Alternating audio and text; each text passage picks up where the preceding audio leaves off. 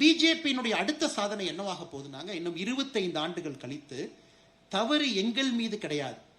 ஒரு கட்சி வலிமை இழந்துட்டாங்க, 18% வாக்குக்கு வந்துட்டாங்க, 15க்கு வந்துட்டாங்க, 12க்கு வந்துட்டாங்க. The future is very clear. இந்தியாவை பொறுத்தவரை ஒரு கட்சி மிக பலமாக வளர்ந்து கொண்டிருக்கிறது. அது மோடிஜியினுடைய செகண்ட் பெஸ்ட் கான்ட்ரிபியூஷன். இது நல்லா யோசிச்சு பாருங்க. நிறைய பேர் செஞ்சது கிடையாது. பார்ட்டியினுடைய பேஸ் எக்ஸ்பேண்ட் பண்ணுங்க, ஓட் ஷேர் அதிகப்படுத்தணும், டேலண்ட்டை கொண்டு வந்துகிட்டே இருக்கணும்.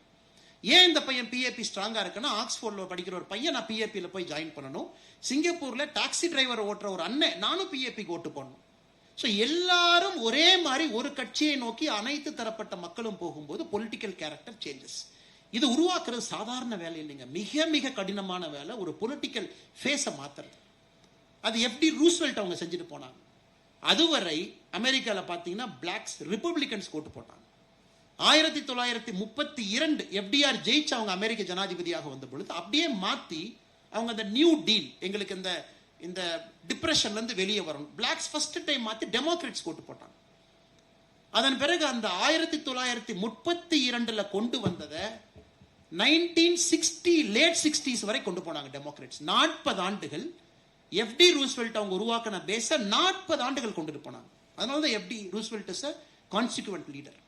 அதனால தான் Lee Kuan Yew is a consequent leader. இன்னைக்கு நம்ம மோடிஜி அவர்களை பொறுத்தவரை நம்ம புகழ்ந்து பேசுறோம், சூப்பர்னு சொல்றோம், என்ன நாம் சொன்னாலும் கூட 50 ஆண்டுகள் கழித்து நாம் திரும்பி பார்க்கும் பொழுது, இன்னைக்கு நம்ம எப்பவுமே பக்கத்துல இருந்து பார்க்கும் பொழுதுங்க நிறைய குற்றங்கள் குறைகள் சொல்லலாம். டிக்டேட்டர் இது அது நம்ம கொஞ்சம் கொஞ்சமாக அட்ரஸ் பண்ணலாம். அண்ணா ரங்கராஜ் பாண்டே அவங்க சொன்னாங்க. இன்னைக்கு மோடிஜி அவங்களுடைய சிங்கிள் பிகெஸ்ட் கான்ட்ரிபியூஷன் மற்ற கட்சிகளுடைய ஜனநாயகத்தையும் மாத்திட்டு போயிட்டார்.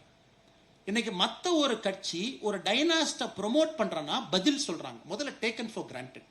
இன்னைக்கு முழுமையாக இந்தியாவில் டைனாஸ்டிக் பாலிடிக்ஸ் அழிஞ்சிருச்சுன்னு அர்த்தம் கிடையாதுங்க, இருக்கு.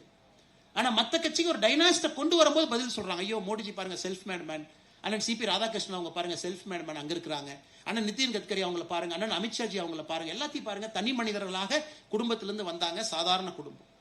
இன்னைக்கு மற்ற அரசியல் கட்சிகள் கேள்வி கேட்காமையே டிஃபெண்ட் பண்ற அளவுக்கு அவங்க இருக்கிறாங்க.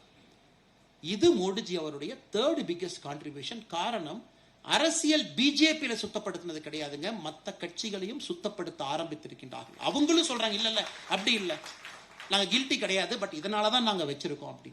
ஸோ இதனால இவர் ஒரு கான்சிக்வென்ட்டான தலைவர்.